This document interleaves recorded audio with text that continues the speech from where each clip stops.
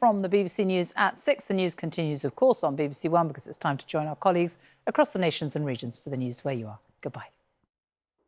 This is BBC Newsline, the headlines this Monday evening. A woman accused of murdering her baby tells a court she was regularly beaten and abused by her partner. Dahis Law relating to organ donation is to become law at Westminster. Exceptional things happen for exceptional people, and I would say that is exceptional. Hopes of a deal on the Northern Ireland Protocol early this week have faded as backbench Tory Brexiteer MPs turn the heat up on the Prime Minister. Another success for An Irish Goodbye as it wins Best Short Film at the BAFTAs. 25 years on from the Good Friday Agreement, a former Chief Constable remembers a challenging time. These other people, the dissidents, if you like, did not attract the critical mass of the organisations. That was a difficult struggle for them. The Ireland women's cricket team bows out of the T20 World Cup with rain frustrating their attempt to beat India. And after a really mild weekend, temperatures through this week are set to take a tumble. I'll have all the details just before 7.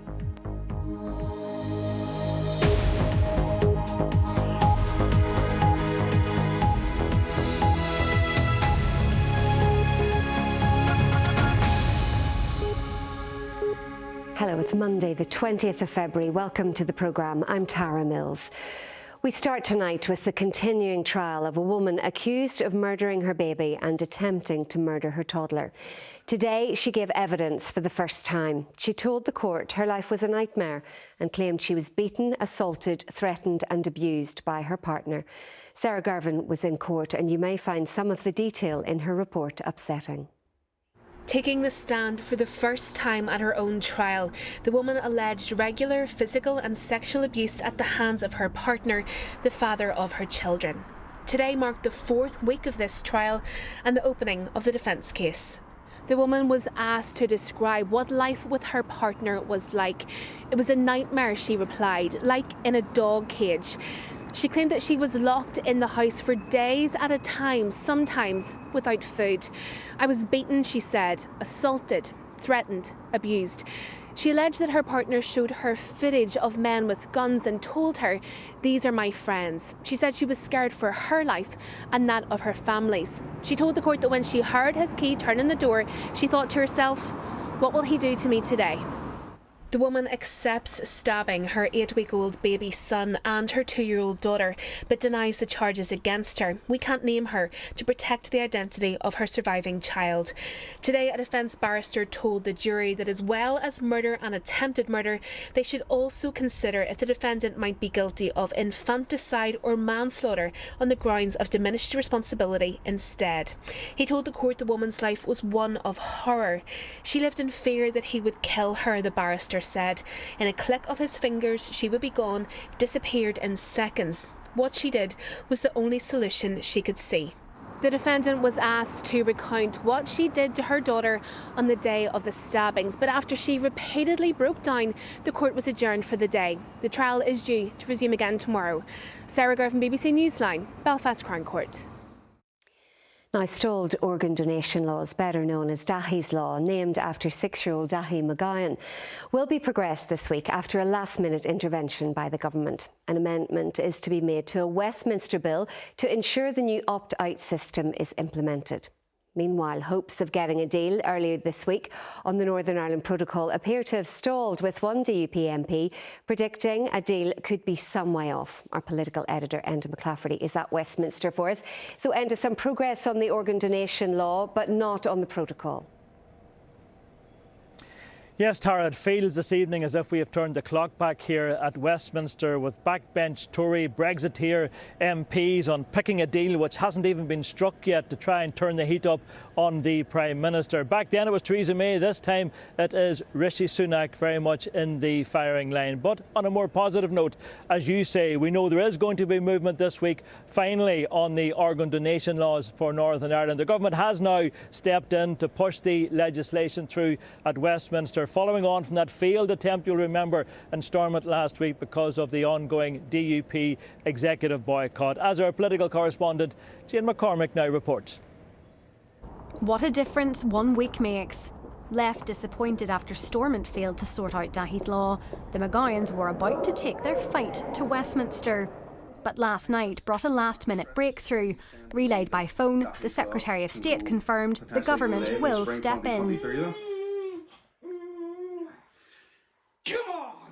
To hear Chris Seaton-Harris say the words that it was because of Dahi, it was because of the impact that we had on him, that he is moving this and that it was exceptional, and you know, exceptional things happen for exceptional people, and I would say that Dahi is exceptional. The decision requires a political exception by the government. It's drawn up an amendment which is set to be pushed through Parliament on Wednesday. It'll form part of the Executive Formation Bill, legislation that delays another Assembly election. The new system could be in place by summer, making all adults here organ donors unless they opt out. That won't automatically help 6-year-old Dahi, who needs a new heart. He'll remain on the transplant waiting list in Northern Ireland. But to campaigners, this law marks real change. So what it'll effectively mean is that more organs will become available. But hugely important alongside of this is the public information campaign, and that will be encouraging people to have the conversation. The McGoyans will travel to London to watch their cause go through. The word proud is being used again and again. I am very proud today, and I would just encourage all our politicians now to get this done. We're now almost at the end. The light at the tunnel is a lot brighter, so let's get it done. It will be another proud day as Dahi's personal journey reaches a big political milestone. Jane McCormack, BBC Newsline. So, movement at last on the organ donation laws, but no movement to report publicly on the protocol deal reaching the final conclusion. We know, of course, we were told to expect the deal to be presented to Cabinet Ministers here at Westminster tomorrow morning, and then for Rishi Sunak to go to the chamber behind us here to tell MPs what this deal actually looks like. Now we're being told it's not going to happen tomorrow, it's not going to happen on Wednesday, might happen on Thursday, might even happen on Friday. The short answer is we simply do not have a timeline for this. But there's nobody in Downing Street starting to panic. They tell us that the final yards of every negotiation is always the toughest, and that's why they're holding firm in their position that a deal will be done. They just can't tell us when. Well, earlier today I got the thoughts of the DUP MP Sammy Wilson and asked him for his assessment as to where the process sits now. Whatever deal we accept, we're going to be stuck with for the next 30, 40 years. And therefore it's important that we get it right. So what if the Prime Minister then loses patience with the DUP this week and decides he's going to push ahead without them and sign up to a deal with Brussels? What then for your party? Well, I think you'd be very foolish if you did that. I don't know what his objective would be. If the objective... Well, he wants to avoid a trade war with Brussels is what he wants to do. If he wants to avoid a trade war, he might finish with the war within his own party, because many of his own party are unhappy with what they've heard so far. And also if he hopes to get the Assembly up and running again, I can tell you we're not going back into an Assembly where we are required to continue to implement a deal which is designed for our destruction, which will draw Northern Ireland further and further out of the United Kingdom and damage everybody, whether they're Brexiteers or non-Brexiteers in Northern Ireland, through putting more expense into their pockets. We've had intervention now from Boris Johnson and others within the Conservative Party. Do you think there's a risk here that there's a power play going on between the pro and anti-Johnson factions within the party, the pro and anti-Rishi Sunak factions within the party, and you're just being used and they're just using the protocol as a weapon in that battle? Well, whatever battles are going on within the Conservative Party are really no concern of ours. But if those battles help to benefit us in getting the right deal for Northern Ireland, then we will welcome. We will welcome. No matter what the motivation, even if it's part of a bigger power play. The motivation, I can't judge people's motivations. All I can do is see, does it give us opportunities? And if it gives us an opportunity to have additional leverage to get the deal that we want, then why would we refuse to benefit from that? But we're not stirring up the controversy within the Conservative Party. You know, trusting members of the ERG can let you down. This happened before. They voted for the protocol and the withdrawal agreement, and you trusted them back then and they walked away from you. How are you so sure they won't do it again? And this is not a question of trusting people. This is simply a question is if the discussions within the Conservative Party can benefit us, then we'll take the benefit from it. But we're not putting any trust. We're not saying, oh, we're relying on these people to do the work for us. We're simply saying, if this is happening and if this puts pressure on the Prime Minister and on the government to get the right deal, and a deal which would suit us and suit Northern Ireland and suit the Union, then we'll take the benefits from it. But we're not relying on people to do it. So, Tara, we are now in a holding pattern waiting for this protocol deal to drop here at Westminster. And thank you. Now, police believe dissident Republicans may have been responsible for abandoning a viable bomb in Londonderry at the weekend. It was found close to where children were playing Gaelic football on Saturday. Here's our Northwest reporter, Kieran Turish. The viable device was discovered in the Karate Road area of Gobnaskeel near local houses and a GAA ground on Saturday morning. It followed a report of an attempted hijacking in Hollymount Park just after 9:30 on Friday evening. Police say a delivery driver was approached by 3 masked men. They were armed with a gun and knives. I think it's important to remember we've had 2 serious attacks on police in the recent months. The first attack in Strabane with the attempted murder of 2 police officers, and then the second attack at Waterside Police Station only 2 days later. Both these attacks were claimed by violent dissident Republican groupings, and a working line of inquiry is that this incident is linked to the Waterside incident in November 2022. Just doesn't even bear thinking about what could have happened with that device, with those children in the vicinity. The police have praised local people for their patience and understanding and say their priority is to keep everyone safe. Kieran Turish, BBC Newsline, Derry. Tributes have been paid to Belfast journalist and writer Henry MacDonald, who's died at the age of 57. He's best known for his work as Ireland correspondent for The Guardian and Observer newspapers over 23 years. He'd previously been a security correspondent at the BBC, and most recently he was the political editor at the newsletter. He wrote several books about Northern Ireland, including a biography of the late Ulster Unionist leader Lord Trimble. Still to come on the programme. The new man at the top of the GAA has plans on and off the pitch.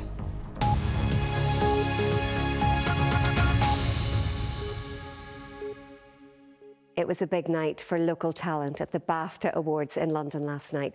The Northern Irish film An Irish Goodbye took the accolade for Best Short Film, while The Banshees of Inisherin was also among the winners. Here's our arts correspondent, Robbie Meredith.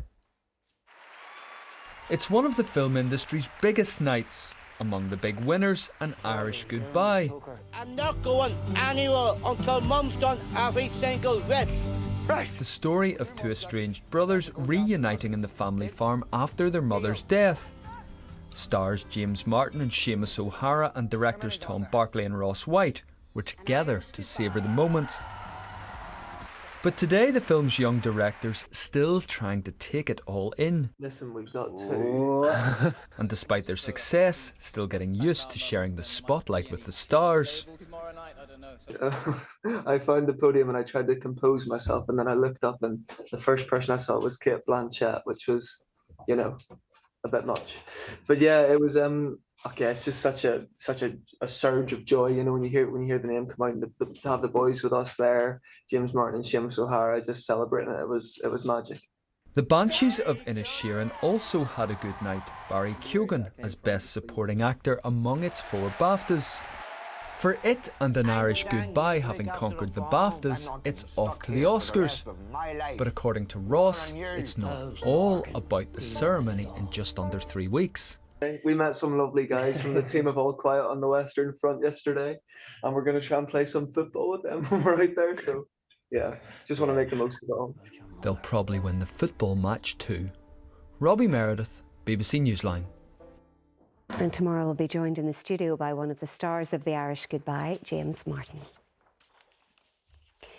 Now, relatives of 5 people killed in a shooting involving the British Army in West Belfast in 1972 have laid bare their anguish on the first day of a long-awaited inquest. 3 teenagers, a father of 6 and a priest were shot dead in the Spring Hill estate.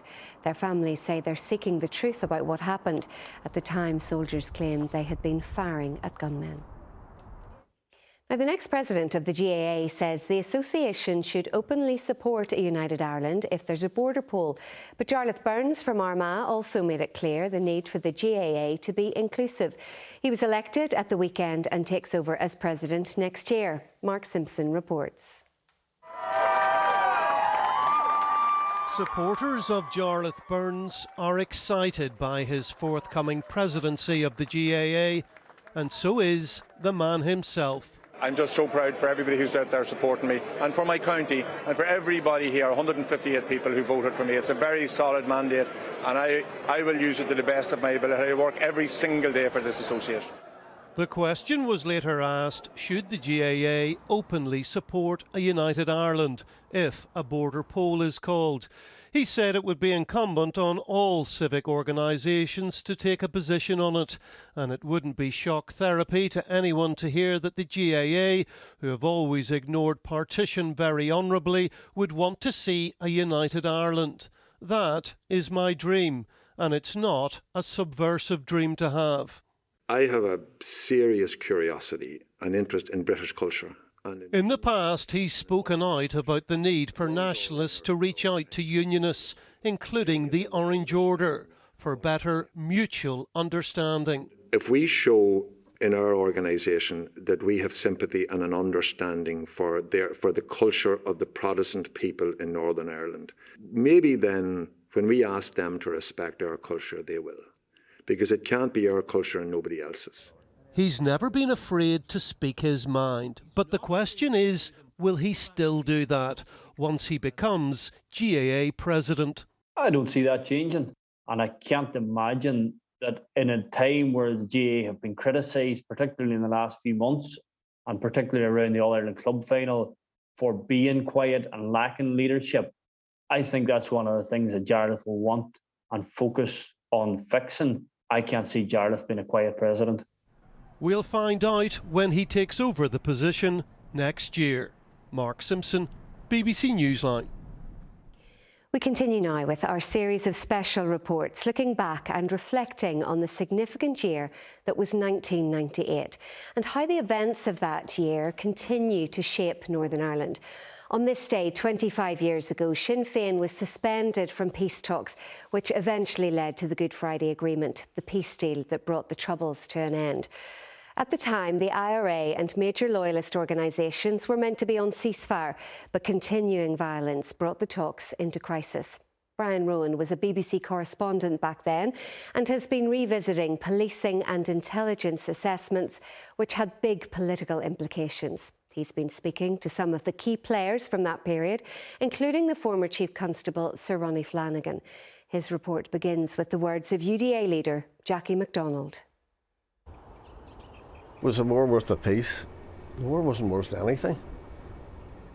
And the peace is a blessing. If you look closely, you'll see Stormont in the distance. 25 years ago, it was out of my vision. I couldn't see the coming peace through the fog of 98. Seeing too much, hearing too much, that was the complete opposite of hope and compromise and agreement. At times, the Maze prison was the centre of attention. Made so in early January 1998 when UDA prisoners withdrew support for the political talks. We think there's too much pampering till Sinn Féin IRA, and the men are basically just dismayed. Their jail leader Sam McCrory called me, telling me that if the outside leadership ended the ceasefire, the prisoners would back that decision. We would support it 100%. I had a reason for asking. A diary note a couple of days earlier of a conversation with Chief Constable Sir Ronnie Flanagan. In the subterfuge of those times, another loyalist group, the LVF, had admitted a gun attack at a North Belfast pub where Ed Traynor, a young Catholic man, was killed. I asked Flanagan could it have been the UDA-linked Ulster freedom fighters that carried out the shooting. That has certainly not been ruled out, he told me, adding if I can confirm that, then Mo, Secretary of State Mo Mullum, has a political decision to make. That decision would eventually lead to one of the loyalist parties, the UDP, being suspended from the talks. But before then, there was an attempt to rescue things. I said, well, what is it you want? You want more dead bodies in the street? One of the UDA leaders, Jackie MacDonald, was part of a delegation that met the Secretary of State in London. I don't think any other person in Moulmein would have entertained us. She knew who you were? She did. Understandably, her officials had concerns, specifically on a request that she should meet the UDA jail leadership. The words I said there was, you know, don't be pissing up their leg. And she says, what do you mean? I says, don't be telling them any lies, because they'll see right through you. The meeting happened, but the killings continued, not just by loyalists, but also the IRA. The ceasefires were crumbling, and the Chief Constable stepped in, told Molam what he knew. Did she want to hear what you were saying? Of course she did not want to hear, and she did not want to believe that this was going on. Yeah. But she did fully realise the necessity to be in possession of all the facts. Yeah. So it wasn't that she was ignoring them, but if your question is, did she want to hear this? Of course she did not want to hear this. Did she ask you, were you sure? Were you certain? Were you absolutely positive? I can't remember the exact dialogue, but I'm certain remember the meeting. She would have wanted to know if I was absolutely certain, yes. The focus wasn't just on loyalists. For a short period, Sinn Féin was also suspended from the talks. The decision to expel our party is a disgraceful decision. Adams and McGuinness were under pressure, including in the battles of the IRA conventions in 96 and 97. Big set pieces where leaderships are elected and policy decided. People think that the IRA peace initiative was a done deal. It was anything but. In January 1998, there was an IRA statement, which I copied into my checkbook. It's now on display as part of this exhibition here in Newry Library. In angry words, the IRA rejected a significant draft paper that had been introduced into the political talks. Then there were bombs in Moira and Portadown. Hope, once more, buried in the rubble. It took time to work out, but this was the dissidents emerging from those battles inside the IRA. Jake McShakish was a senior Republican figure who left the movement in 1997. How did he assess the emerging dissident threat at that time? Had they been able to muster enough strength internally within the IRA, there was a real possibility that Republicans would have feuded, would have shot each other. They didn't gain sufficient strength, and they went on then to make a number of huge logistical and strategic and political blunders, which really brought them to an end. The Omagh bomb. The Omagh bomb being one. The tasks that McGuinness and Adams and people like that had was to make sure they held the critical mass of the organisation behind them, and that these other people, the dissidents if you like, did not attract the critical mass of the organisations. That was a difficult struggle for them. Gunfire, bombs, angry words. The fog that meant I couldn't see Good Friday. The killings continued through the spring and into the summer and beyond. And the learning for me is this, that before you can have peace, the trenches are dug even deeper. Brian Rowan reporting. Time for sport now. Stephen Watson's here, and another defeat for the Ireland women's cricket team. Tara, they came so close today, but bowed out of the T20 World Cup after defeat to India by just 5 runs after their match was ended by rain in South Africa. So the Duckworth-Lewis method, which is a mathematical formula, was used to calculate the result. India batted first and had posted a competitive 155 for 6 from their 20 overs, with Laura Delaney the pick of the Irish bowling with 3 wickets.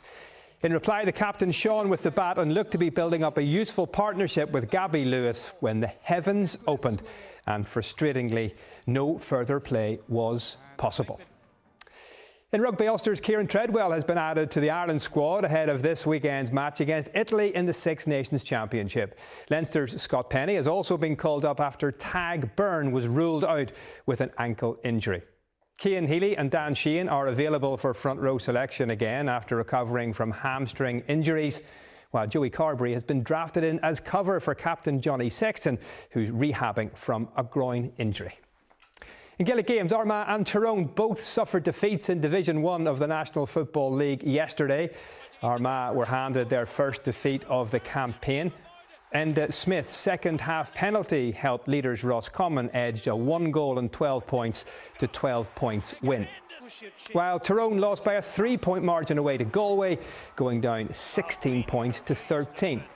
While the division's all-Ulster tie saw Monaghan earn an 8-point victory over Donegal at Clones. In local football, leaders Larne have moved 3 points clear at the top of the Irish Premiership table.